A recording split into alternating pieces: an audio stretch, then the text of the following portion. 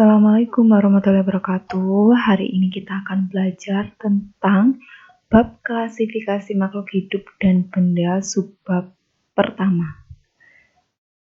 Oleh saya sendiri, Aidatul Masruro, Sarjana Pendidikan. Tujuan pembelajaran hari ini kita akan melakukan pengamatan terhadap makhluk hidup dan benda tak hidup. Yang kedua, dapat menjelaskan tentang ciri-ciri makhluk hidup, dan yang ketiga adalah melakukan pengamatan terhadap berbagai makhluk hidup di sekitar. Nah, sebelum itu coba ini dilihat. Apakah kalian tahu ini apa? Ya, ini adalah tumbuhan ya. Pasti sudah tidak asing kan? Ini sudah ada di sekitar kita. Yang kedua ini adalah apa? Hewan. Hewan itu hidup atau tidak sih? Hidup dong ya kan. Kemudian yang ketiga, ini apa? Helikopter. Helikopter itu hidup atau tidak? Ya jelas tidak ya. Kemudian yang keempat, ini adalah burung merak. Burung merak ini hidup atau tidak? Ya jelas hidup. Nah, kalau yang hidup itu tadi dinamakan apa nak? Makhluk hidup ya. Kemudian yang selanjutnya, coba dilihat.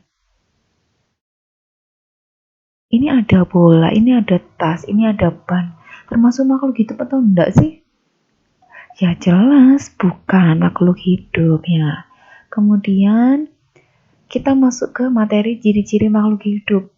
Yang pertama, bernafas. Setiap kamu bernafas, yaitu menghirup udara yang diantaranya mengandung oksigen dan mengeluarkan udara dengan kandungan karbon dioksida yang lebih besar dari yang dihirup. Kemudian kedua, ciri-cirinya yaitu memerlukan makanan dan minuman. Kamu sendiri coba, kamu kan pasti juga perlu makan dan minum kan untuk hidup. Nah, makanya dinamakan makhluk hidup. Begitupun hewan. Hewan juga perlu makan dan minum, makanya kenapa dia dinamakan makhluk hidup. Yang ketiga, bergerak. Coba dilihat ini gambar A. Gambar A, dia ada siswa yang sedang berlari. Berlari termasuk bergerak. Manusia adalah apa? Makhluk hidup. Yang gambar kedua, ini sedang apa? Berenang. Siapa yang berenang ini? Manusia. Manusia adalah makhluk hidup yang dapat bergerak. Yang keempat, tumbuh dan berkembang. Manusia pasti mengalami pertumbuhan dan perkembangan dari masih kecil. Dulu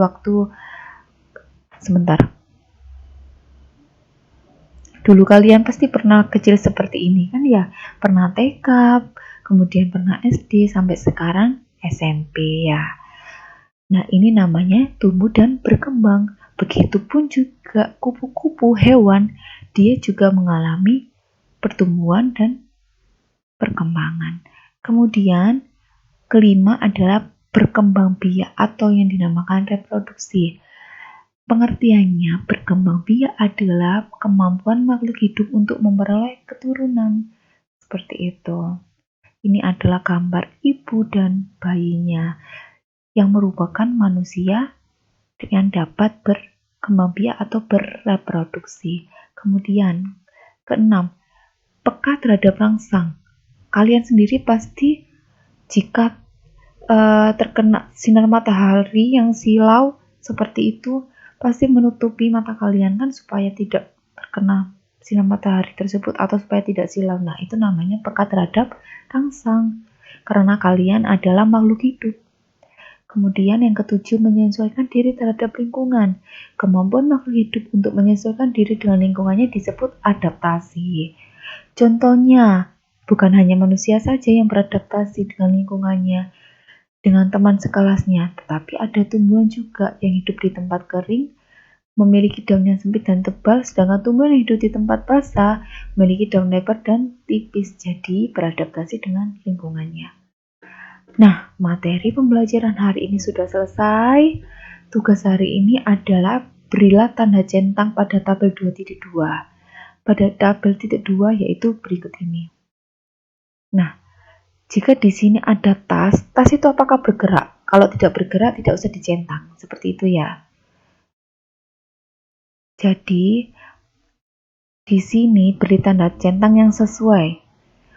Kemudian misalkan tumbuhan apakah bisa bergerak? Kalau iya, beri tanda centang. Seperti itu ya. Kemudian, berdasarkan tabel 2.2 yang telah kalian isi tadi, sebutkan ciri-ciri makhluk hidup.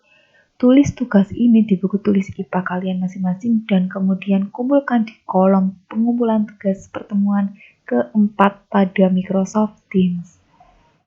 Ada pertanyaan? Jika ada, silakan tulis atau ketik di kolom komentar di Microsoft Teams ya. Have a good day anak-anak. Terima kasih. Mohon maaf jika ada salah kata dan kalimat. Ibu akhiri dulu pertemuan keempat pembelajaran IPA kali ini. Wassalamualaikum warahmatullahi wabarakatuh.